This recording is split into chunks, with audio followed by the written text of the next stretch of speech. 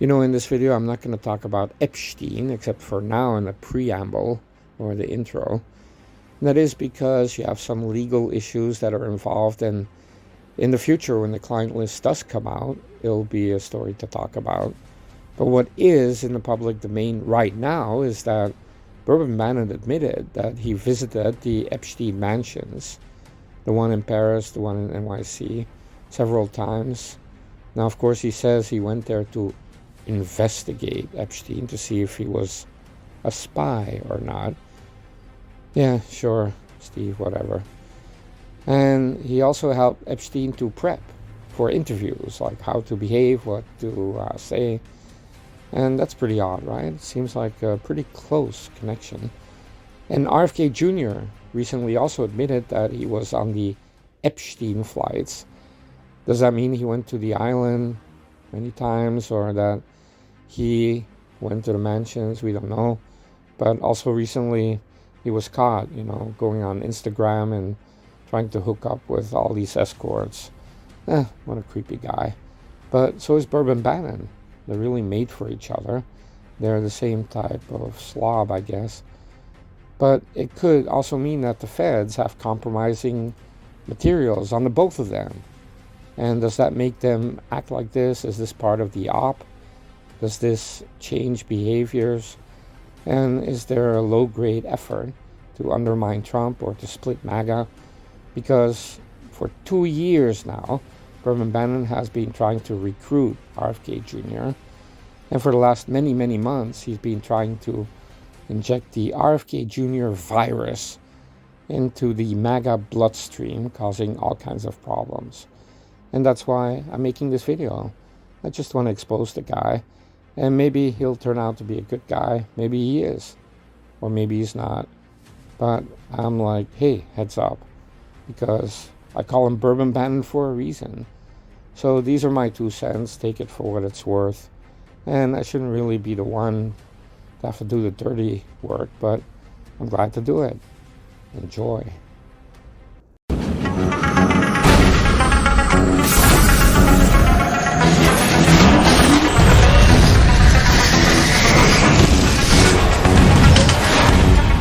Shadowy flight into the dangerous world of a man who does not exist. A young loner on a crusade to champion the cause of the innocent, the helpless, the powerless, in a world of criminals who operate above the law.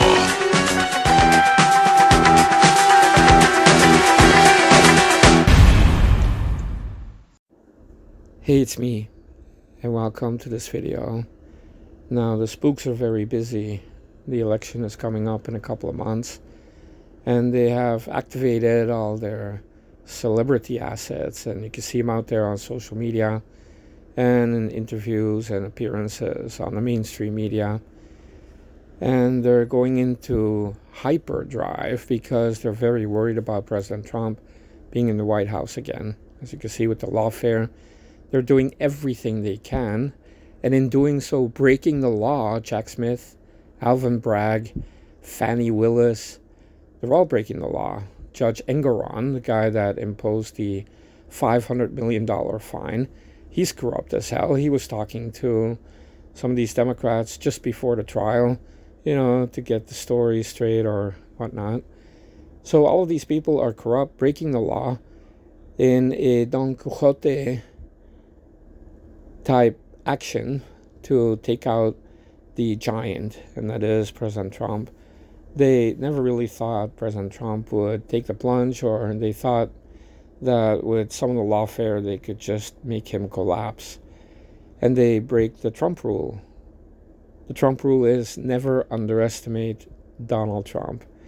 And they're still doing so. Even after all these years, they haven't learned.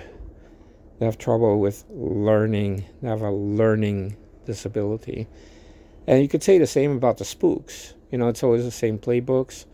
When you look at January the 6th, even election 2020, we've seen this playbook in South America, Central America, even in Asia, and parts of Europe and Africa. It's always the same playbook.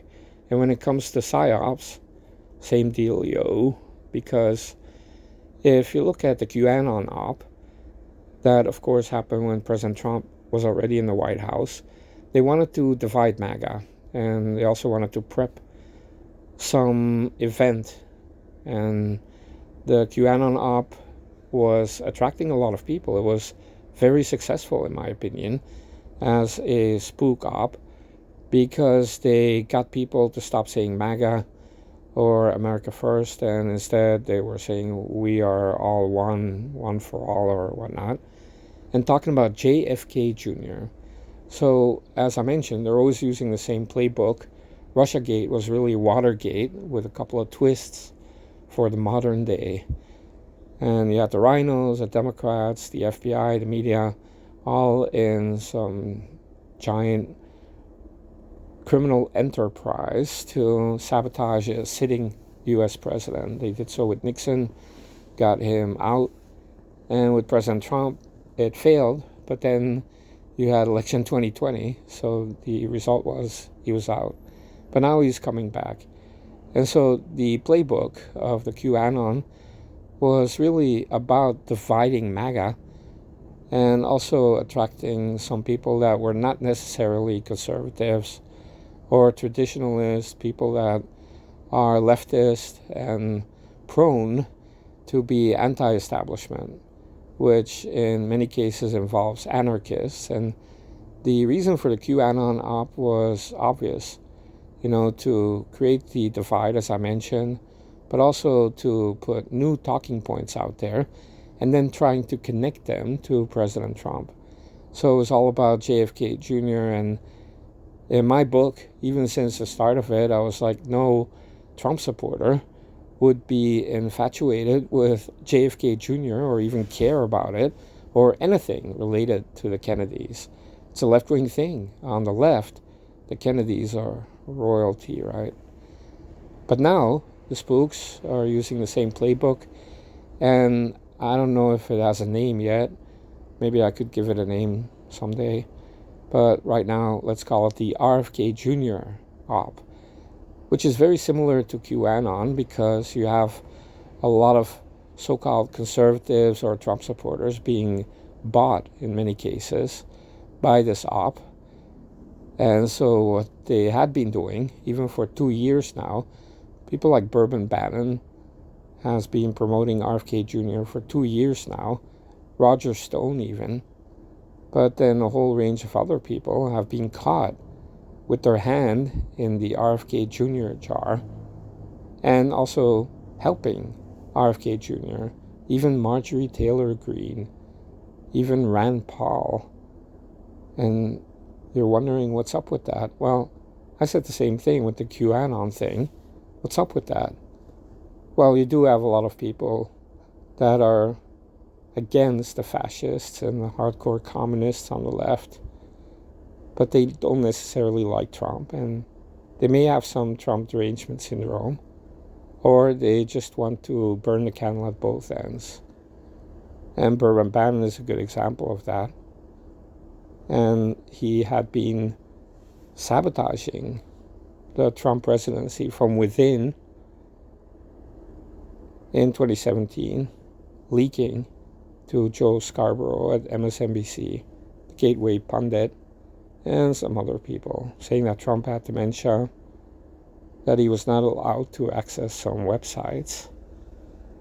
And in fact, when President Trump wanted to fire James Comey, it was Bannon begging President Trump not to fire James Comey, which is an incredible tell, because he was one of the top guys of the Russiagate coup attempt.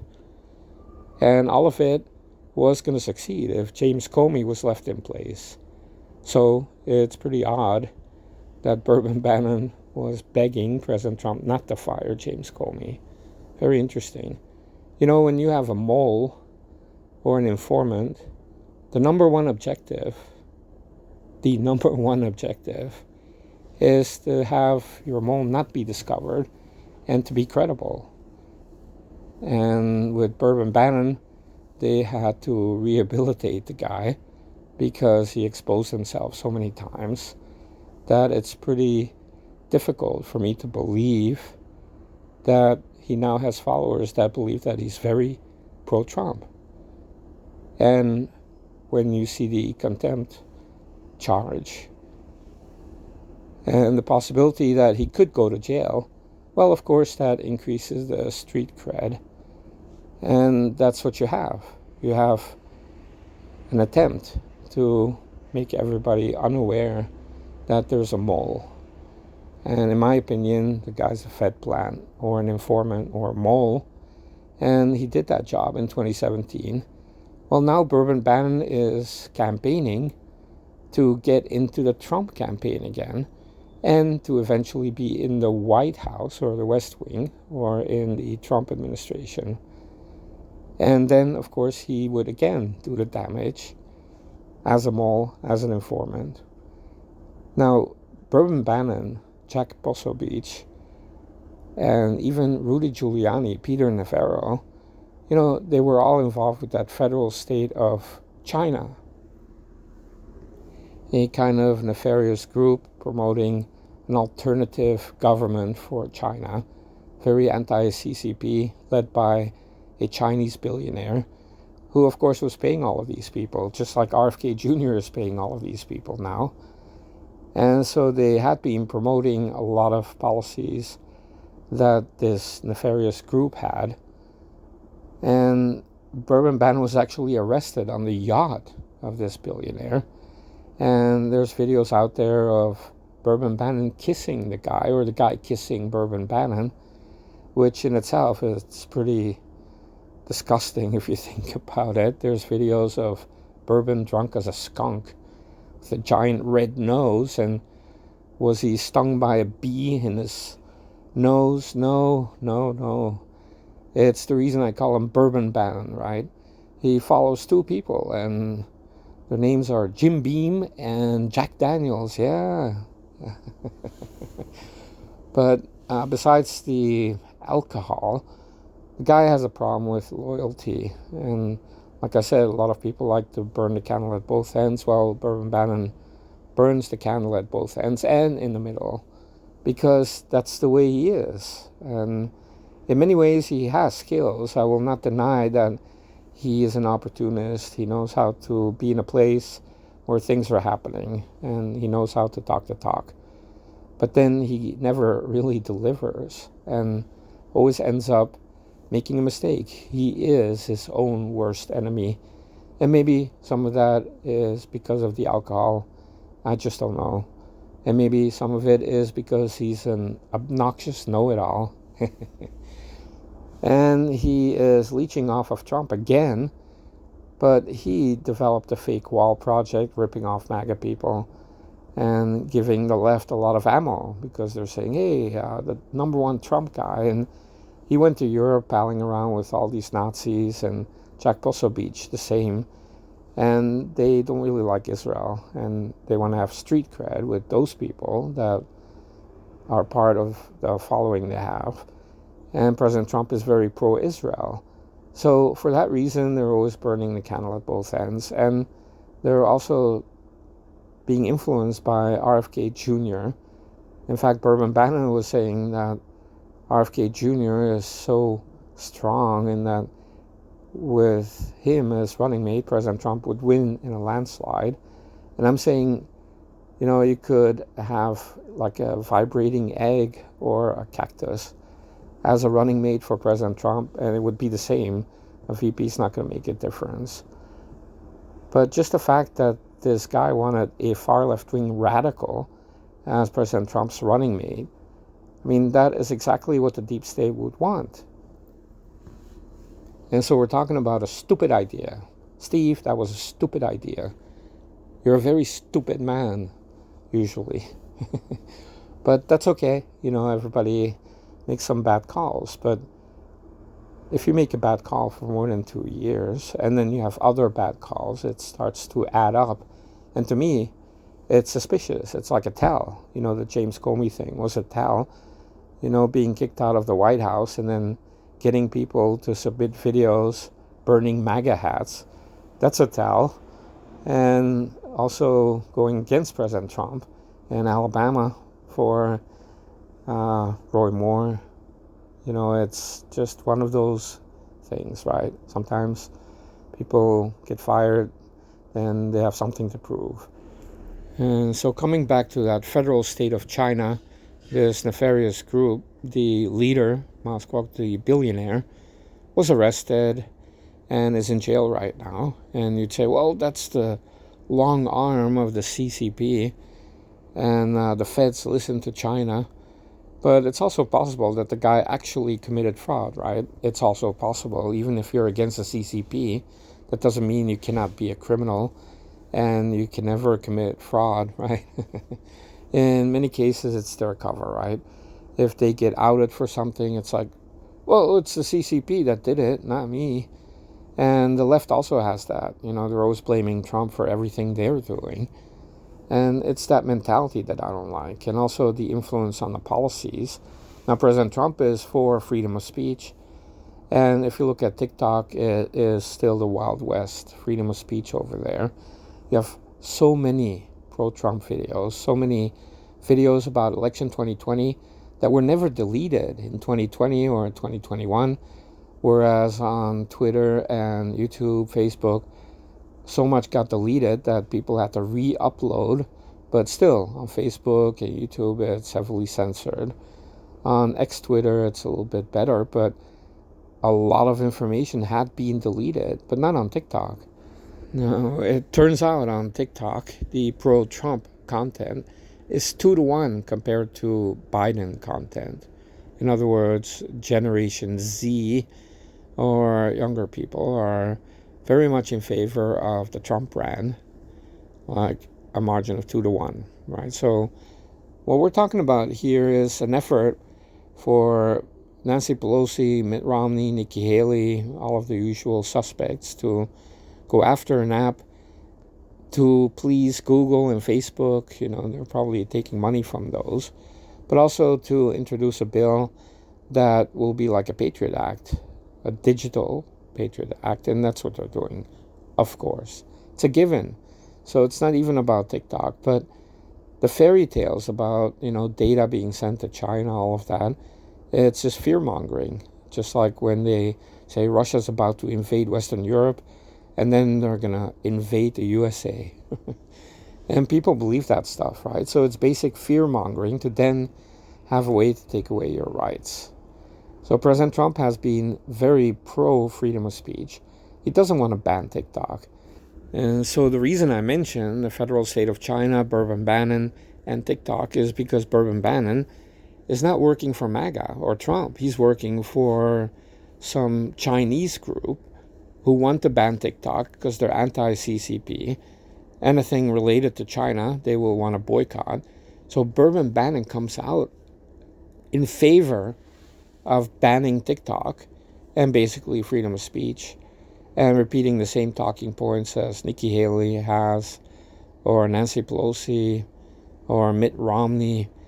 And if you're joining that crowd, then you're on the wrong side of the issue. So once again, we're seeing Bannon doing his own thing. Now, I understand people can have different opinions. If you believe the fairy tales like about your data, or you think Google doesn't send data to China or anywhere else, then it's kind of silly. But then there's another part of the hypocrisy of Bannon. You know, he has a sidekick, Grace Chong. What is it, right, with Bannon and his ethnic sidekicks? First it was Raheem Kassam, a genie out of the bottle, right? And then he's gone. Suddenly there's Grace Chong. Like, what's next? Bannon's going to be sitting next to an Eskimo. I'd watch that. Or next to a lesbian pygmy. Oh no, that's been done. The White House spokesperson. You got to be original. But really, what is it with the ethnic sidekicks? And Grace Chong is like the front woman for the Bill Blaster app that they developed for the War Room.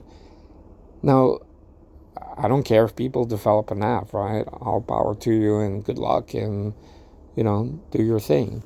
And I read the privacy policy and I came away concerned about people that would join that app and not read the privacy policy, because it's not just draconian. It is very weird, in my humble opinion. So I'm not knocking the app. It's not really about the app. It's about the privacy policy. And I could throw up the link in the description. You can read it for yourself. But even on Google Play, yeah, when you go to the store to download the app, it says this developer does not give you the option to delete your data. Now, I've never seen that before. You know, even Google and all the others, they always give you that option, right? And I guess they have to do that for legal reasons, especially in California, but I never really know if they really delete all of your data, but at least they give you the option, right? But this Bill Blaster app doesn't give you the option. Now, if you read the privacy policy, they collect everything. And we're talking about your emails, your social media accounts, your location, where you've been, what you've purchased. I mean, the works. I mean, it is really invasive, and you don't really have options to get out of it. And there's even a section that is about do not track, that some browsers have a do not track option that many of you may be using. Well, this app actually tells people in the privacy policy that it don't matter to us. I'm paraphrasing, okay? But when you read it, I mean, that's what you come away with. They're like, we don't care, right? We're not built to handle that kind of function. So they're saying it doesn't matter what you do on your browser, track or do not track, we'll track you, is what they're saying. And also, there are provisions that seem to be pretty much in favor of the feds. Like, they reserve the right to just give your data to any third parties, not just for user statistics or ads, but we're talking about law enforcement.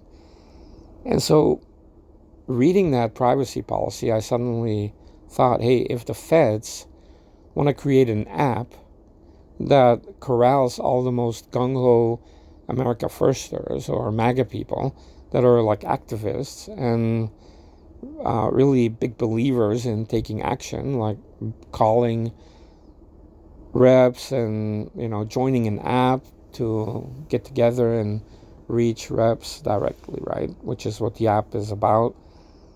Then this would be the app that the feds would create. It would look exactly the same. It would have the exact same privacy policy. So what I'm saying is, knowingly or unknowingly, this app is like a gift for the feds. So is Bannon doing so to do the job that he's assigned as a mole, to kind of get the data, all the personal data, even purchasing history of all these MAGA people that are very gung-ho, and then just hand it over to the feds? Or is he keeping it as leverage? If he does get in bigger trouble with the feds, he can say, well, if you let me go, I'm going to give you data on all these MAGA people. And he makes a deal. Or is he really just working as a mole? And that is his job, really. You got to think about it, because this privacy policy, combined with what the app really does and the people that would go on there, it just tells me like this is a gift for the feds. Because otherwise you have to go to individual people or browse through the Facebook, and you know that many of those people that are on the Bill Blaster app already don't go to Facebook or YouTube because they feel like they're being tracked or looked at. Well, isn't it kind of like lambs to a slaughter when they're all signing up for an app that, number one, takes all of your data? You cannot delete it. Like, if the feds suddenly start arresting people from the Bill Blaster app, and you realize it, and you quickly want to delete all your data because you don't want to be arrested. Turns out the Google store says you cannot delete your data from the app. So it's like, oh, you're FUCK'd. Now, why would you develop this app, you know, at the War Room, Bannon? You know, he always acts like he's some kind of a revolutionary and doing his own thing. You know, a lot of what he says is not really MAGA. It's not really what Trump wants. But he pretends that, he's on the horn every day with President Trump. But it's not so. It's not so. But they kind of humor him. I have a guy working for me. He's kind of like Bannon, so full of himself, like a know-it-all. And he has some skills. You can really use a person like that. But this guy would sell me out, to whoever. And if he could get away with it, right? These are people that you have to watch. And so, just like any of these people in media or politicians, you can use them, but you cannot trust them at all. And in fact, I think President Trump knows that about Bannon. Even in the past, he knew it. That's why he was never allowed in any big meetings in the West Wing. And that's one of the reasons he was even more upset, right? And why he never got a real job and was kind of like a super intern. It's like Michael Cohen, that one of the many lawyers. He was kind of like a TV lawyer, not a real lawyer for the Trump organization. But he was praising Trump as president and all of that because he thought he was going to get a job in the Trump administration. But President Trump didn't trust him. And he probably also thought Michael Cohen was incompetent. So when Michael Cohen realized that he wasn't going to get a job in the White House, he turned on Trump. Just like Joe Scarborough at MSNBC. For some reason, he thought he was going to be picked as VP or have some job in the cabinet. Even crazy Mika thought this would happen, right? So they got married, and they thought they were going to be, in the White House and really relevant. And it didn't happen. So they turned on President Trump. And it always happens, right? People get upset that they weren't picked for a job. Well, Bannon got to the West Wing and he was treated like a super intern. And maybe he was told to do some photocopies or whatnot. But, he betrayed Trump, right? But I also believe that President Trump knew that he was a mole. Yeah, I'm saying that he knew that Bannon was brought in by the feds to spy on President Trump from within. And that is the reason that he wasn't allowed in important meetings, and that President Trump didn't really tell him many of his intentions. In fact, whenever there was talk about possibly firing James Comey or not, you had Bannon saying, don't do it. So I guess Bannon was reporting back to the feds that he's not going to fire James Comey. He's not going to fire James Comey. Because that's what he felt, because Trump was not giving away the game, right? And so, obviously, James Comey was fired when he was on a trip to California, an ambush. Nobody knew. Bannon didn't know. So, the feds probably got upset at Bannon that he didn't have the connection to know what Trump was going to do. And that's President Trump. He knows how these people work and operate, especially the spooks. So, right now, you have RFK Jr. President Trump is spending so much time exposing RFK Jr. Mainly because all of these idiots, like Bannon, Roger Stone, and others, had been promoting RFK Jr. for years now. Why would you promote RFK Jr.? But I talked about QAnon, right? So it was about the Divide MAGA, and they were focusing on JFK Jr., who is deceased. He's not coming back, folks. He's not coming back. But now you have I guess you could call it QAnon too, and it's RFK Jr. instead of JFK Jr. And again, Kennedy, right? So it connects the dots for many of these people. So the QAnon people are more prone to also support RFK Jr. So you have Alex Jones supporting RFK Jr., James O'Keefe from OMG, previous to that, Project Veritas. And as I mentioned, Rand Paul, Marjorie Taylor Greene, Bannon, Peter Navarro. And when you look at the federal state of China, they even made Peter Navarro the ambassador for the federal state of China. And Bannon always making videos with Chinese people. I don't know if I will have it here. You'll see it. If I included the video, then I did.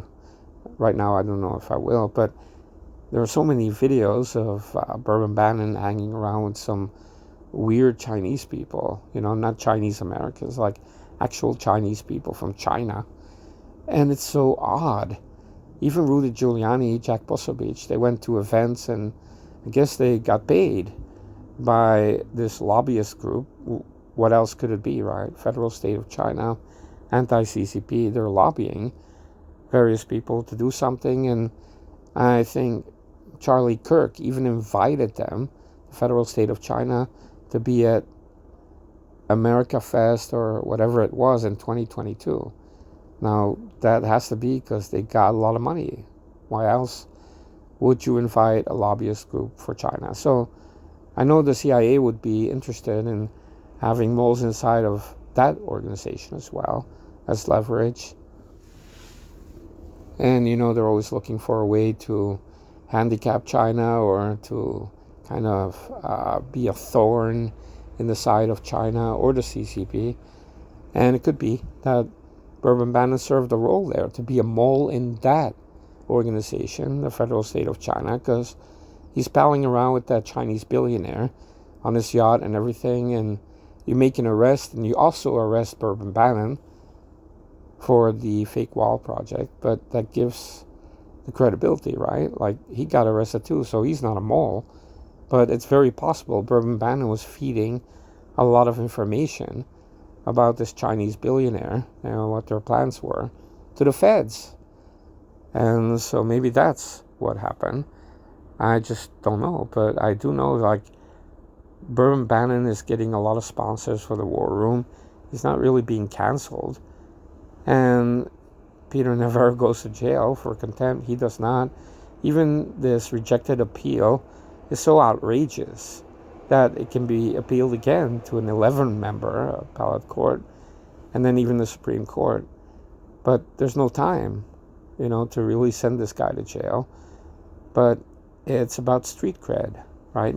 If you have the appeal rejected, then everybody in MAGA is like, wow, Bourbon Bannon, he's a hero. What a patriot. Well, I'm not like that. Sometimes I think if they have an effective mole, you have to do something that really convinces people that he's legit, that he cannot be an informant or a mole. And Bourbon Bannon talks a talk, but then suddenly PBS is doing a special on Bourbon Bannon, or Newsweek, and you have left-wing publications praising Bourbon Bannon in many ways. Of course, they're against any policies that are related to Trump or America First, but why is it that they don't completely cancel this guy like they did with other real MAGA people? Because maybe they know that he's connected somehow, that he's doing a job. And I still believe that. I would never want Bourbon Bannon to be in a Trump campaign or in the Trump White House. That would be stupid. But I'm also a believer in that President Trump knows, and that you can use people, right? The War Room is good. You can get other people to go on there and talk and reach people. It's a good thing. I'm not against that. I'm not for banning that stupid app they have or the War Room, because it's all good. Anything that helps President Trump is good. But I'm saying to be very cautious. President Trump knows. And I know people out there are not responsible to investigate everything or to be cynical about everything. Maybe I'm too cynical. Maybe I'm wrong about everything. I always keep that in mind. But I like to look at patterns, and I like to look at tells. And with Bourbon Bannon, there's 1,000 tells and 1,000 bottles of bourbon down, right? And it's not someone that I would trust with anything important, but he's a person that you can use, right? He's kind of like, in many ways, he's like a lone wolf, or you could say a lone sea lion, or a lone hippo, a lone Jabba the Hutt. But he can get some people to, get riled up or something, and that's always good. In fact, Bourbon Bannon is kind of like Obama, a community organizer. That's what he is. To be honest, he's a community organizer. And the problem is that when he starts to believe that he's bigger than Trump, which often happens. You know, in 2018, he was going to Europe telling people that he was the brains and that Trump was just a puppet because he developed all the economic nationalism, and President Trump was just a tool that could be used, right? And I think he still thinks to this day that he's really the brain and President Trump is just a tool. But obviously, President Trump is a 5D chess-playing genius, and Bannon is often a fool. You know, it's very interesting how some intelligent people can be like a fool. And that is because when you're wrong and you think you're right and you double down, you're in fact a fool. You know, and that's Bannon. And I think nobody can be that stupid. It must be the alcohol, or it must be that he's an informant or a mole. And I have to tell you that, you know, everything checks out every time. Going even way back to 2015 when he was preparing a dossier on President Trump. Yeah, a dossier, like the other dossier, the Steele dossier. He was making one about Trump being connected to the mafia. So even way back when, maybe the spooks were already thinking about creating some kind of a dossier. Why was Bannon doing that? So of course later on he was in the Trump campaign. We're talking about a year after working on that dossier, or 8 months or whatever. And it could be that President Trump saw, okay, he's a Breitbart, and I'm sure he heard that Bannon was working on a mafia dossier about Trump. And it's like, you get somebody into your campaign, it's not because Bannon organized anything. It was all President Trump, right? MAGA, the slogans, the campaigning, it's all President Trump. But you get that guy into your campaign and you neutralize the threat. In many ways, President Trump pardoned Bannon because then you also neutralize a threat. Because if he were not pardoned, then Bannon would turn against Trump, obviously. So even now, you see the Trump people humoring Bannon. You know, a couple of pats on the head, and he's good to go, right? Here's another bottle of Jack Daniels, right? Enjoy, Steve. Enjoy. I don't know. I don't know if he actually drinks alcohol still, but when I see videos with like a giant red nose, I don't know. Maybe he had a real runny nose, right? And he didn't know how to wipe his nose properly, and it got all red. I don't know. But it could be that it's why I give him the name, right? Sorry. Bannon. Have another one, Steve.